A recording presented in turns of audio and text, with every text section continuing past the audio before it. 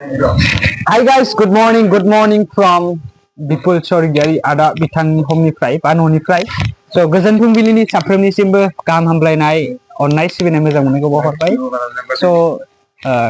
बे समाव आंजों लोगोसे दङ जोंहा प्रेम सिं बसुमतारी नै मोखांफोरानो सोंथि सोंथि जाबाय थासिगोन एकदमबारे गब्लं गब्लं जानानै खारबाय नङा इयाव बांद्राय खाथियाव बोदो नामा मानसिखौलाय बांद्राय खाथियाव बोदो आंखौ माबायदि खाथिद्रायाव बोनाय बायदि जादों ना मिलायदो एंगेला ओके गाइस माने टेस्टिं नायदो गोबावथार जाबाय आं ब्लग भिडिअ लाबाखै नुदों जोबोर समायना नुदों बिथांखौ बिथांनि समायना महरखौ मोदान फब होबाय नै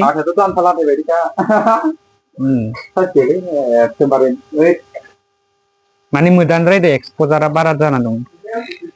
स' नै बिथिंजाय न' सिङाव खामानि मावबाय दङ बिथां हम मेकार नै जोंनो माने गार्लसनि इम्परटेन्स गैया जोंहा माने हाखाजोबो मानोना जों वी आर बर' अके स' नै बिथाङा जानाय लोंनाय रेडि खालामबाय फुंबिलि समनिफ्रायनो सिखारनानै सिथ्ला सिबबाय थोरसि सुबाय न' लिरबाय मैगं सायबाय मैगं हाबाय ओंखाम जानबाय ओंख्रि जानबाय मोसौ मोसा हैबाय एभरिथिं आरो फुङाव मर्निं वाक खालामना फैखांबावबायसो इभेन स' बिथाङा जोबोर एक्सपार्ट मानसि स' बिथांखौ आंनि चेनेलाव बरायबाय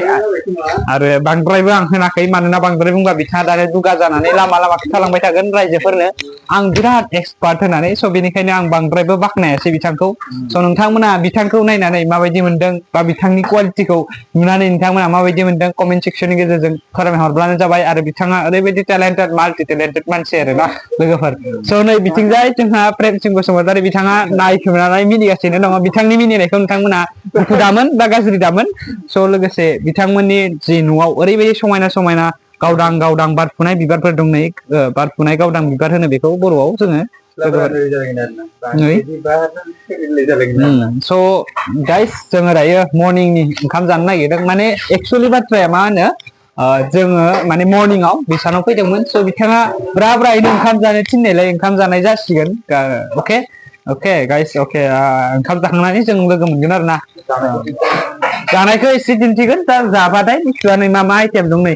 बेवहाय नै बाथोन बानायबाय लोगोसे नैबे ओंख्रै आरो लोगोसे नैबे खुरगासिनो दं स' गाइस जोङो दा जाबाथाय दिन्थिगोन मा होनो नै पाग्ला जाला होनो बेखौ नै पाग्ला जाला बे जाहैबाय आलौ फाग्ला किं चिलि